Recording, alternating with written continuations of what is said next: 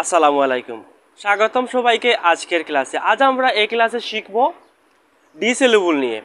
ডিসেলেবল কি বা ডিসেলেবল বলতে কি বোঝায় এবং ডিসেলেবল এক্সাম্পল সহ আমরা এই ক্লাসে শিখব।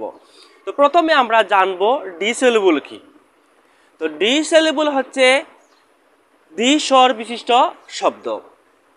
এখন আমরা জানব ডিসেলেবল বলতে কি বোঝায়, অর্থাৎ যে ওয়ার্ড বা কোনো ওয়ার্ডের যদি দুইবার উচ্চারণ করা যায় বা কোনো ওয়ার্ডের দুইটি শব্দের অংশ থাকে তাকে ডিসেলেবল বলে।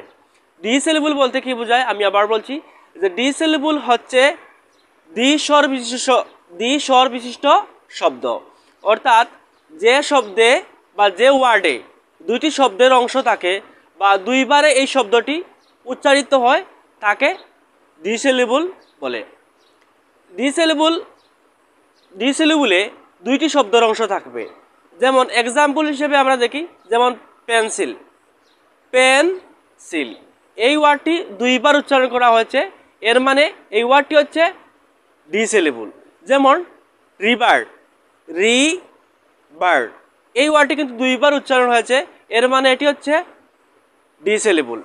যেমন বুক, বুক ওয়ার্ডটি কিন্তু একবার উচ্চারণ করা হয়েছে, এর মানে এটি ডিসেলেবল নয়, এটি হচ্ছে মনোসিলেবল। তো ডিসেলেবল হতে হলে অবশ্যই এই ওয়ার্ডটি দুইবার উচ্চারিত হবে।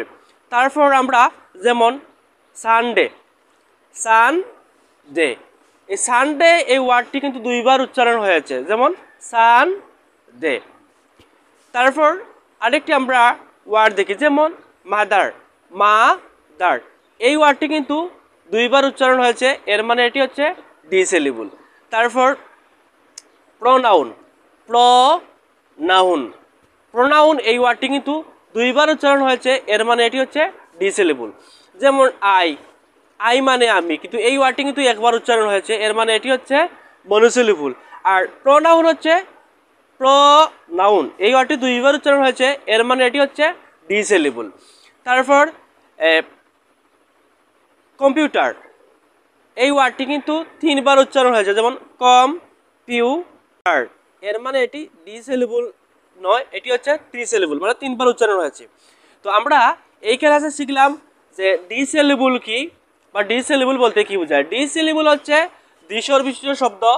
ডিসেলেবল বলতে বোঝায় যে শব্দটি বা যে ওয়ার্ডটি দুইবার উচ্চারিত হবে বা যে ওয়ার্ডে দুটি শব্দের অংশ থাকবে তাকে ডিসেলেবল বলে বা আমরা ডিসেলেবল বুঝি। যেমন পেন্সিল, তারপর রিভার, তারপর সানডে, মাদার, প্রোনাউন এই ওয়ার্ড কিন্তু প্রত্যেকটি ওয়ার্ড কিন্তু দুইবার উচ্চারণ হয়েছে, এর মানে এই ওয়ার্ডগুলো হচ্ছে ডিসেলেবল। তো এতক্ষণ এই ক্লাস করার জন্য সবাইকে অনেক অনেক ধন্যবাদ। ইনশাআল্লাহ অন্য একটি ক্লাসে দেখা হবে। সে পর্যন্ত আপনারা ভালো থাকুন, সুস্থ থাকুন এবং নিরাপদ থাকুন। আল্লাহ হাফিজ। আসসালামু আলাইকুম।